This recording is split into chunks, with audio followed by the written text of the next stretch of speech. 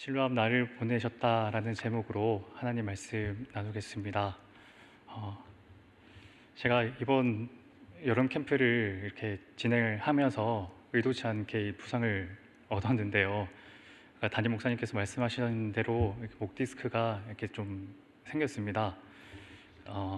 이런 사정을 모르시는 분께서는 제가 걸어 다닐 때 인사를 할 때 고개를 빳빳이 들고 있으니까 저 건방진 목사라고 생각하실 수도 있겠다라는 생각을 좀 했는데요. 이 말씀 왜 드리냐면 제가 목을 지금 이렇게 숙이는 것이 조금 불편합니다. 그래서 제가 준비한 이 원고 말씀을 좀 이렇게 성도님들께 약간 보여도 괜찮을까요? 예, 예, 감사합니다. 네, 그 당일에는 좀 당황을 많이 했습니다. 그날 저녁에 부모님들을 좀 초청해서 같이 좀 기도하고 또 찬양하고 또 예배 드리는 시간을 가지려고 했는데 그날 오후에 이렇게 이런 일이 생겼던 거예요. 그래서 병원에 있는 동안 좀 여러 가지 생각이 오갔습니다. 어떻게 해야 되나?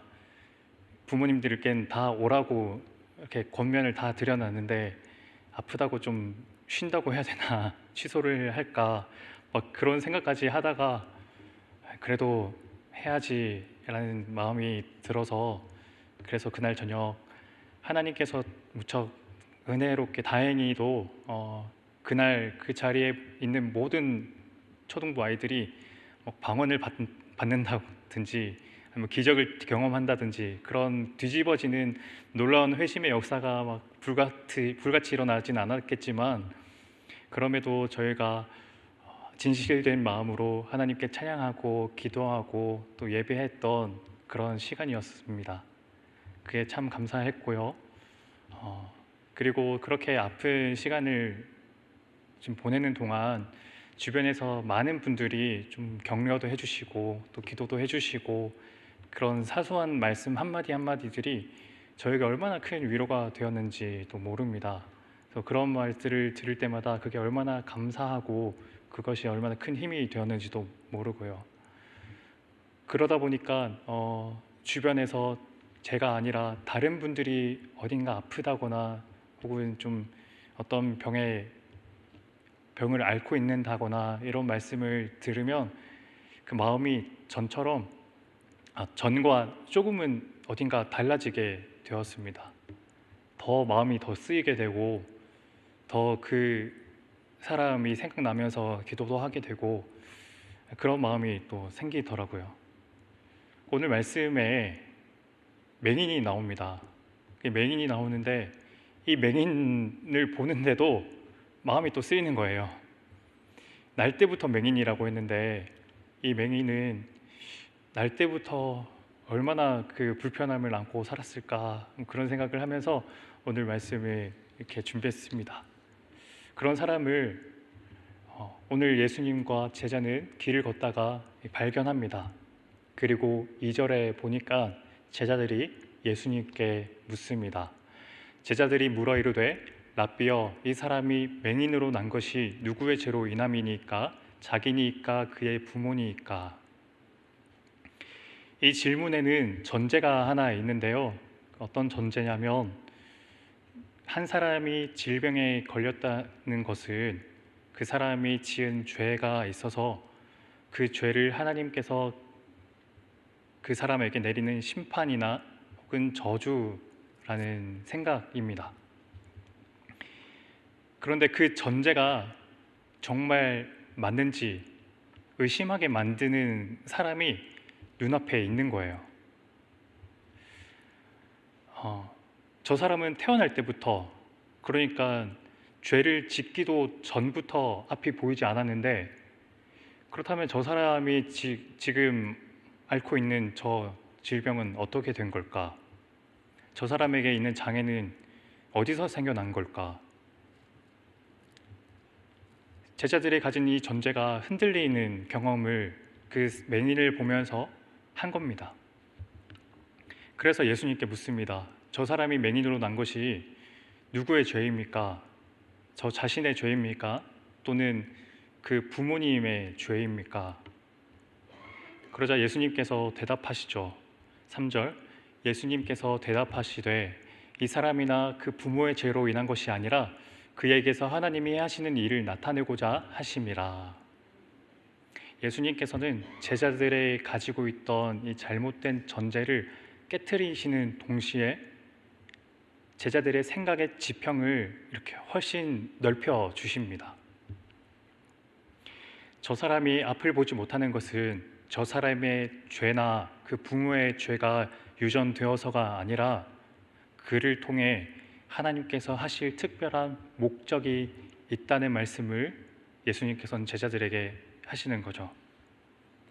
그러니까 앞을 보지 못하는 것은 죄의 심판이나 결과가 아니다라는 그 차원을 넘어서 그것이 오히려 하나님께서 일하시는 하나의 통로다라는 차원으로 예수님은 말씀하시는 겁니다. 이런 예수님의 대답을 들은 제자들은 아마 뜨악했을 거예요. 자신들은 이 질병이 이 하나님께서 일하시는 통로로 사용된다는 것을 생각해 보지 못했으니까요. 이어 예수님은 듣기에 따라 약간 알쏭달쏭한 말씀을 좀 하십니다. 4절인데요. 때가 아직 낮음에 나를 보내신 이의 일을 우리가 하여야 하리라. 밤이 오리니 그때는 아무도 일할 수 없느니라. 내가 세상에 있는 동안에는 세상의 빛이로라. 여기서 낮과 밤을 예수님께서 말씀하시는데 이 낮과 밤은 어떤 의미일까요? 시간적인 의미는 아닌 것 같습니다. 시간적인 의미라기보다 빛의 있음과 없음의 대조로 이해하는 것이 더 타당해 보입니다. 무슨 말이냐면 낮은 빛이 있는 시간이죠. 그리고 밤은 빛이 없는 시간. 성경, 특히 요한복음은 1장에서부터 바로 앞장인 이 8장까지 또 이후로도 여러 번 거듭 예수님을 빛에 연결하고 있습니다. 이런 요한복음의 문법에 따라 이 말씀을 생각해 보자면 빛이신 예수님께서 계신 동안이 낮이고 그 예수님이 이 세상에서 안 계신 동안이 밤이죠. 그러니 예수님이 계신 동안인 이 낮 시간 동안에 예수님을 보내신 분의 일을 해야 한다라는 말씀의 의미일 겁니다. 낮과 밤의 의미는 그렇다 쳐도 예수님께서는 대체 왜 이런 말씀을 하시는 걸까요? 예수님께서는 그 말씀을 마치시자마자 침을 땅에 뱉으시고 그 침으로 진흙을 만드신 그 진흙을 이 맹인의 눈에 바르십니다. 그 맹인에 대한 예수님의 치유 과정이 이 두 단계로 이루어져 있는데요. 먼저 진흙을 그의 환부 눈에 바르는 것이 첫 번째고 또 그리고 그 맹인이 실로암 못에 가서 그 씻는 것이 두 번째 단계입니다. 그래서 사실 이 두 단계는 두 단계 중 어느 과정이라도 없어도 무방한 거죠. 왜냐하면 예수님은 말씀 하나만으로 맹인을 치유하실 수 있으신 분이시기 때문에. 그러나 이 과정이 있다는 건 어딘가 예수님의 의도가 있는 것 같습니다. 여기에는 어떤 목적이 있을까? 제가 지금 여러 번 의문을 말씀드렸는데 이런 의문들을 하나하나씩 따라가다 보면 오늘 말씀에는 단순히 오늘 말씀은 이 앞을 보지 못했던 사람이 앞을 보게 된 이야기라는 차원을 넘어서 또 다른 의미의 이야기가 있는 것 같다는 생각을 하게 됩니다. 앞서 제자들에게 맹인의 존재 자체가 그들에게는 일종의 딜레마였을 거라고 제가 말씀드렸는데요. 제자들에게 풀리지 않는 의문은 바로 이런 것이었을 겁니다. 저 사람은 어떻게 죄를 짓지도 않았는데 이 앞을 보지 못하게 됐을까?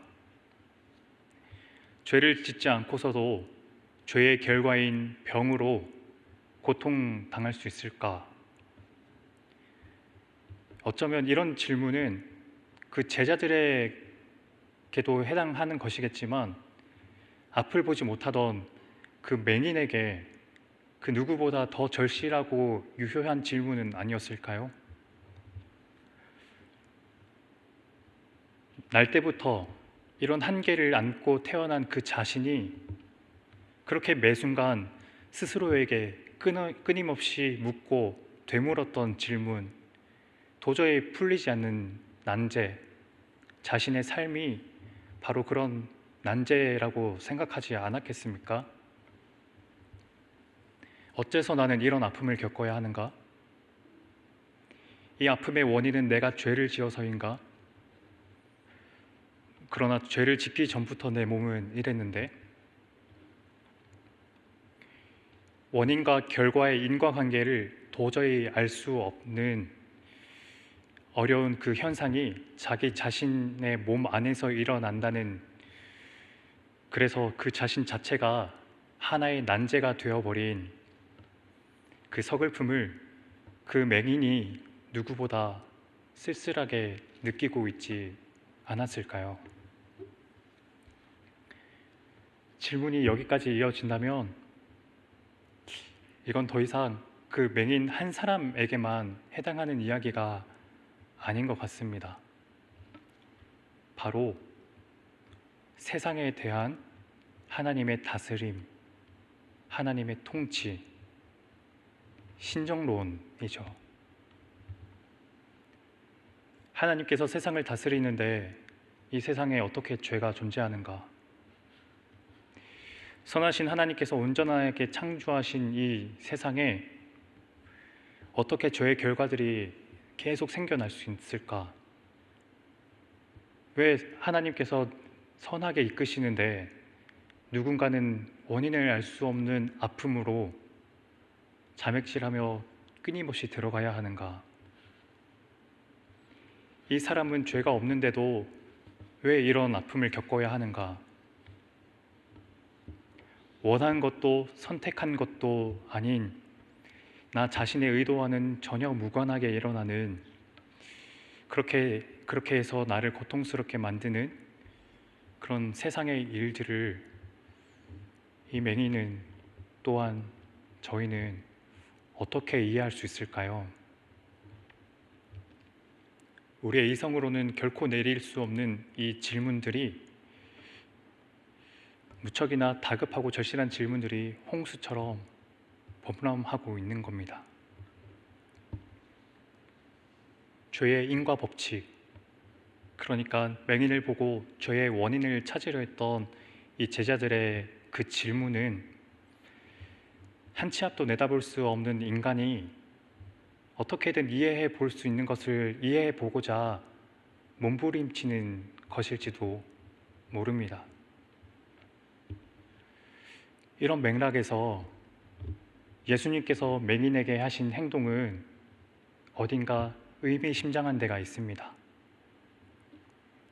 땅에 침을 뱉으시고 진흙을 만드시고 그 진흙을 맹인의 눈에 바르시죠. 뭔가 연상되지 않으세요? 저는 하나님께서 사람을 만드신 창조가 떠오릅니다. 하나님께서 흙으로 사람을 만드신 것처럼 이 그 흙의 모티프를 예수님께서 되풀이하시면서 지금 이 하나의 딜레마 자체인 맹인에게 창조의 진흙을 바르시는 거죠. 이 행동에 대해 예수님께서 그 의미를 풀어서 설명해 주시진 않으셨지만 그것을 헤아려 보면 이런 뜻이 아닐까요? 세상에는 이해하기 어려운 일이 많단다. 이 맹인이 그런 것처럼 이 사람이 겪는 아픔은 그 자신의 잘못도, 그 부모의 잘못도 아니란다. 어떤 이유도 알기 어려운 아픔과 질병, 그리고 그러니까 죄로 오염된 결과들이 세상에 존재해. 그런데 우리가 해야 할 일은 그 일의 원인을 찾아낸다기보다 그 아픔을 겪고 있는 사람을 통해 하나님께서 하실 일을 기대해 보는 거란다. 하나님께서 선하고 완전하게 창조하신 세상이지만 죄의 얼룩으로 오염된 곳에 예수님께서는 진흙을 바르시며 구속, 그러니까 다시 창조를 하고 계십니다. 창조, 타락, 구속, 이 구속사의 흐름이 오늘 맹인에게 보이신 예수님의 사역에도 이 한 요약적인 장면으로 드러나고 있는 겁니다. 이 사람은 실로암 못에 가서 그 얼굴을 씻죠. 실로암은 번역하면 보냄을 받았다라는 의미를 갖고 있다고 7절은 말합니다. 보냄을 받았다라는 표현은 저희가 앞에서 읽었던 말씀에서도 알 수 있듯이 예수님께서 자신을 표현하던 말씀이에요. 4절, 때가 아직 나심에 나를 보내신 이의 일을 우리가 하여야 하리라. 밤이 오리니 그때는 아무도 알 수 없느니라.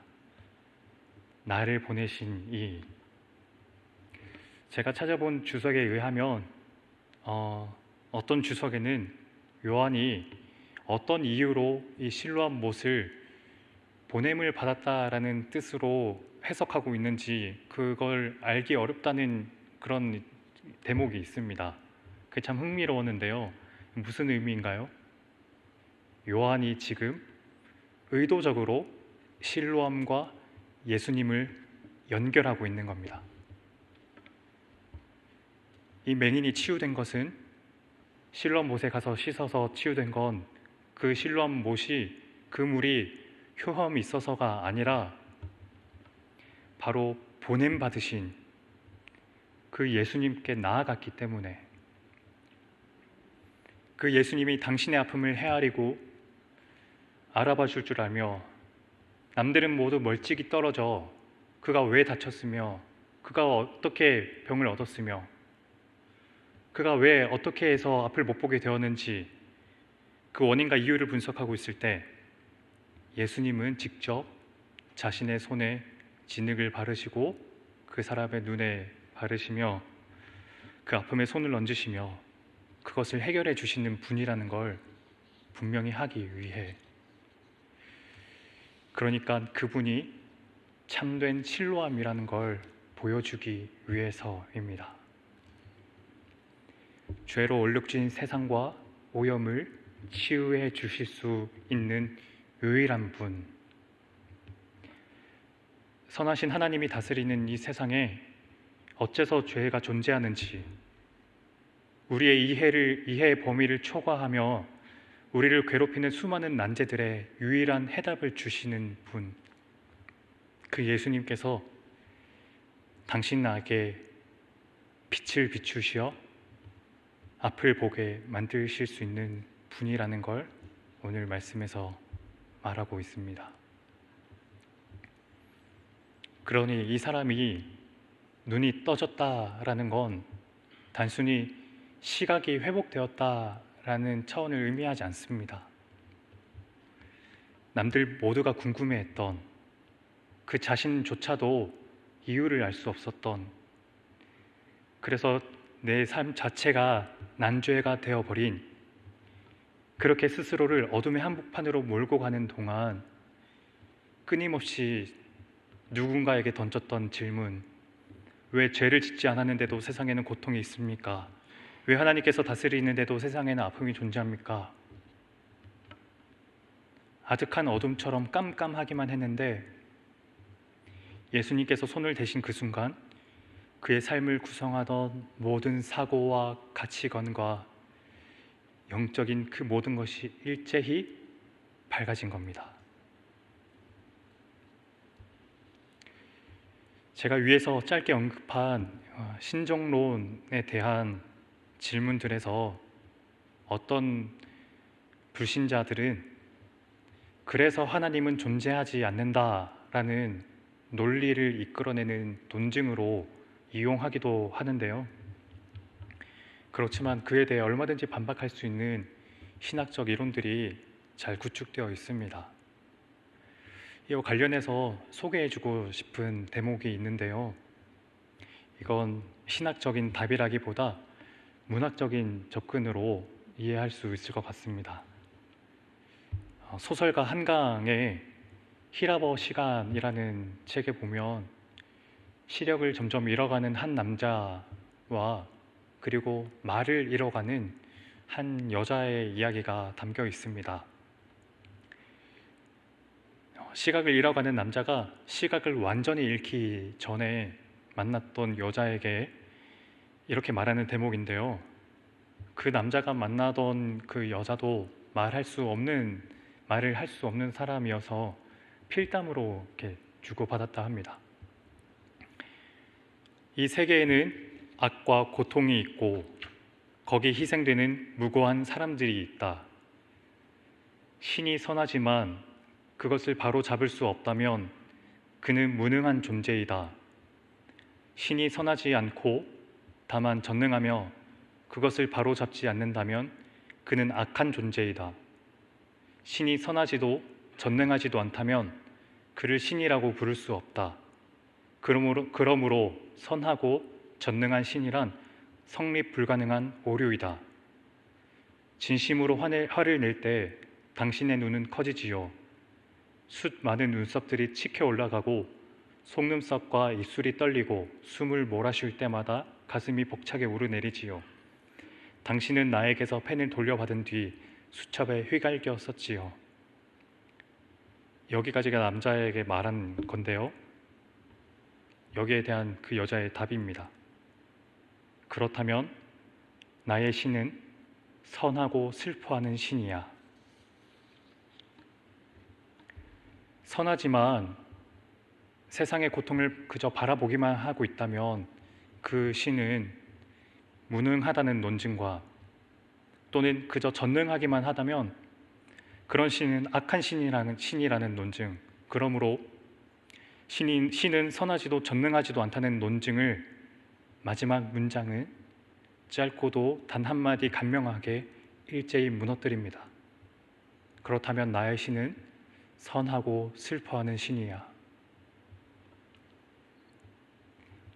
사람이 다 알 수 없는 이유가 있어서 하나님께서 세상의 악과 불의와 죄와 고통에 모두 개입하시지 않는다 하더라도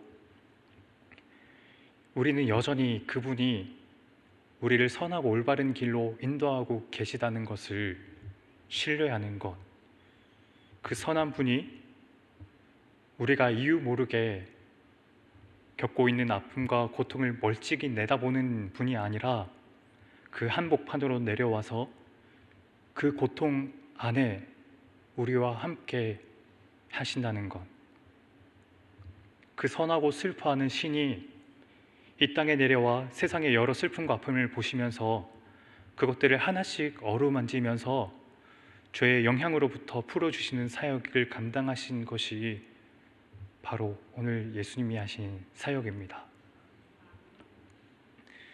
그리고 그런 예수님으로부터 앞을 보게 된 이 사람도 깨달은 것이 바로 이런 것 아니겠습니까? 선하고 슬퍼하시는 예수님,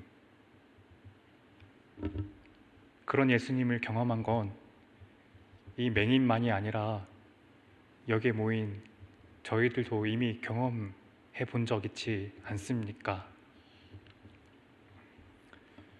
그런 의미에서 저희는 이제 이 맹인이 이제 앞을 보게 된 사람이 어떻게 되었는지를 주목해야 합니다. 참된 신뢰함, 보냄받은 예수님께 이 사람도 보냄을 받습니다. 빛을 알아보지 못하는 또 다른 진정한 맹인인 바리새인들에게요. 바리새인들 앞에 선 이 사람은 말합니다. 요한복음 9장 32절 33절, 창세 이후로 맹인으로 난 자의 눈을 뜨게 하였다 함을 듣지 못하였으니 이 사람이 하나님께로부터 오지 아니하였으면 아무 일도 할 수 없으리이다. 바리새인들은 예수님이 결코 하나님으로부터 오신 분이라는 걸 인정하지 않았거든요.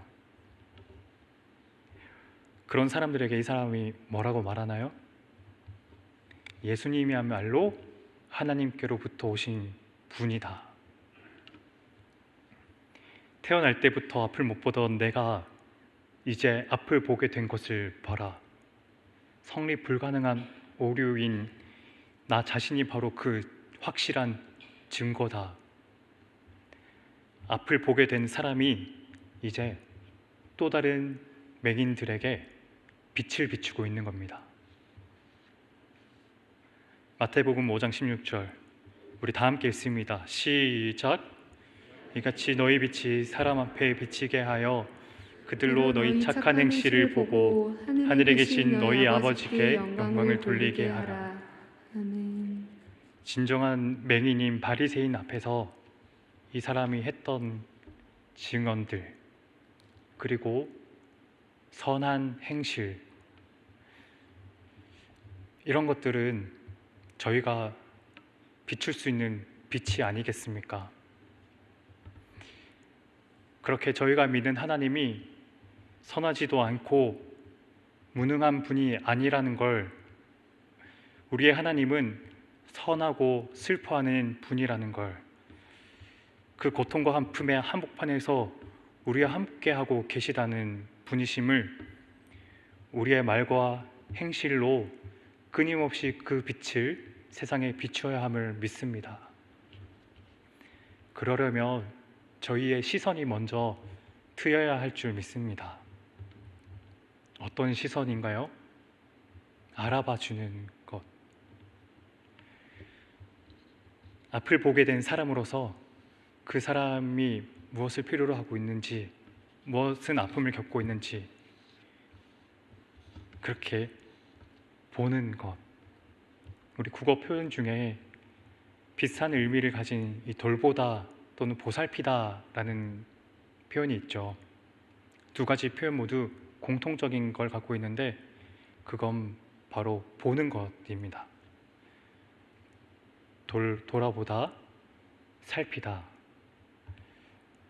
이제 볼 수 있게 된 자로서 내 앞에 있는 사람의 말 못하는 아픔과 어려움을 알아봐주고 헤아려 보는 일, 그런 것들은 저희가 이 세상에 드러낼 수 있는 작고 희미한 빛이 아니겠습니까? 그 빛을 이 세상에 비추는, 그리고 옆에 계신 분에게 비추는 그런 또 다른 예수님의 빛으로 살아가는 저희들 됐으면 좋겠습니다. 기도하겠습니다.